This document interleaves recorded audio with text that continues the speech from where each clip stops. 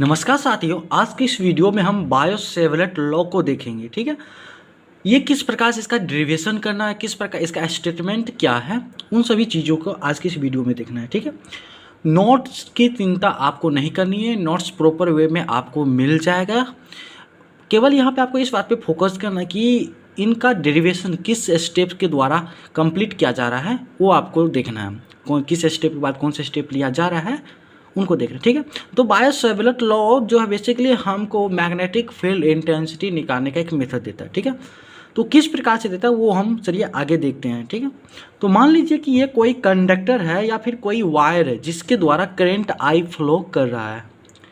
इसके मान लेते हैं कि इसका एक छोटा सा एलिमेंट dl लेंथ का है, छोटा सा एलिमेंट dl लेंथ का है। ठीक है, इससे r डिस्टेंस पे कोई पॉइंट p है और ये r जो है वायर के साथ छोटे से एलिमेंट के जो लेंथ है उसके साथ थीटा एंगल बना रही है।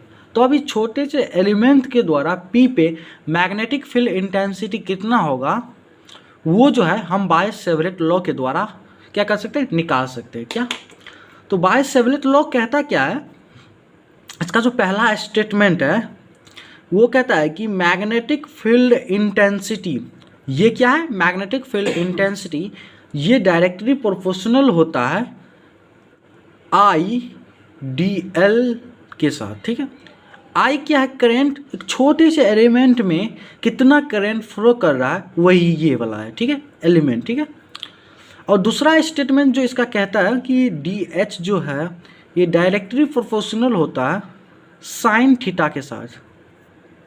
और इसका तीसरा जो स्टेटमेंट है वो है कि magnetic field intensity universally proportional होता है। क्या यूनिवर्सली प्रोपोर्शनल होता है 1/r के स्क्वायर, ये जो डिस्टेंस है उसके। ठीक है, अब इन तीनों स्टेटमेंट को, ये स्टेटमेंट 1 हो गया हमारा, ये स्टेटमेंट 2 और ये स्टेटमेंट 3, इन तीनों स्टेटमेंट को जब हम कंबाइन कर लेते हैं तो हमारे पास जो होता है DH जो है डायरेक्शनली प्रोपोर्शनल हो जाएगा I/dl sine theta upon r square. ठीक है, ये प्रोपोर्शनल को जब हम रिमूव करेंगे तो यहाँ इसके बदले में एक कोई कांस्टेंट आएगा। ठीक है, तो वो हो जाएगा DH, इसको हम K नाम दे देते प्रोपोर्शनल कांस्टेंट को, और ये हो गया I/dl sine theta upon r square. ठीक है, यहाँ पे हम K जो है हमारा प्रोपोर्शनल कांस्टेंट है जिसका वैल्यू होता है 1/4π। ठीक है, 1/4π, यही जो है हमारा बायो-सेवर्ट लॉ है।